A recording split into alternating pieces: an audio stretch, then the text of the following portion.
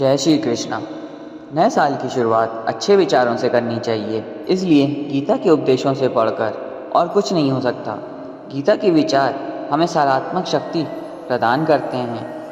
मुख्य बातें हैं, कलयुग में इंसान मोह, माया, लालच, भय, छल, कपट और भय से घिरा हुआ है।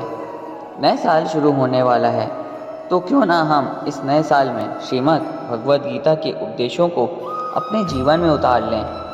श्रीमद् भगवद गीता में सेहत को प्राथमिकता दी गई है, अर्थात सेहत है तो सब कुछ है। हिंदू धर्म में श्रीमद् भगवद गीता का बहुत महत्व है।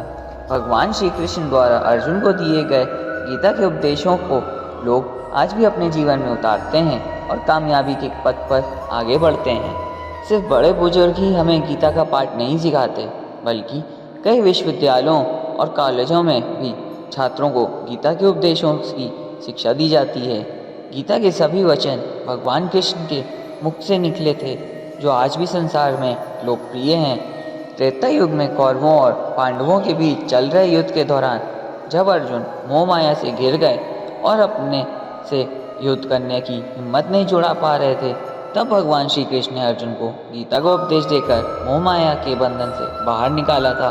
भगवान कृष्ण कौरवों और पांडवों के युद्ध में अर्जुन के सारथी बने और गीता के उपदेशों को सुनकर ही अर्जुन युद्ध के लिए तैयार हुए और अंततः पांडवों की जीत हुई। कलयुग में इंसान मोह, माया, लालच, भय, छल, कपट और भय से घिरा हुआ है।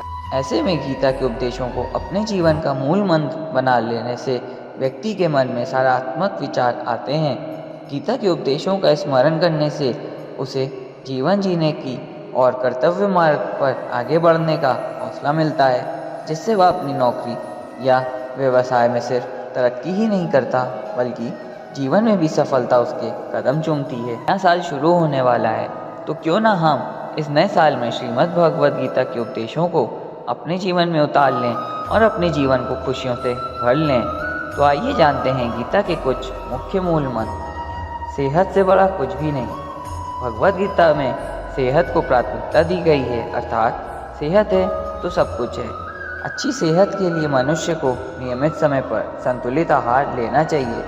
भगवान श्री कृष्ण ने कहा है कि स्वस्थ शरीर में ही स्वस्थ आत्मा का वास होता है।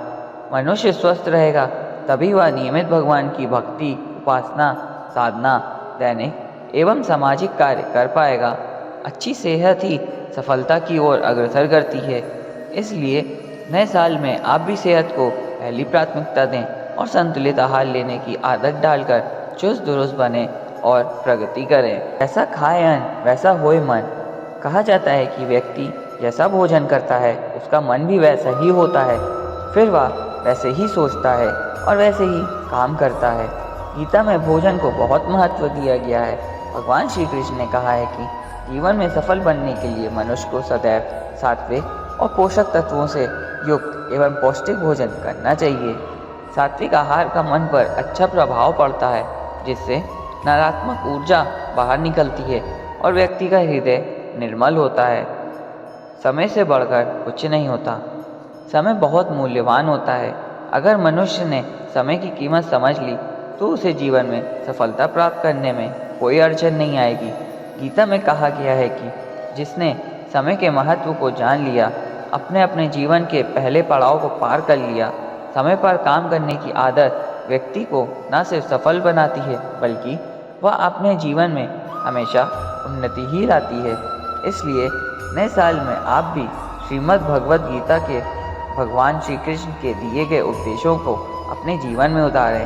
अच्छे और संतुलित आहार के साथ संयमित जीवन जिएं।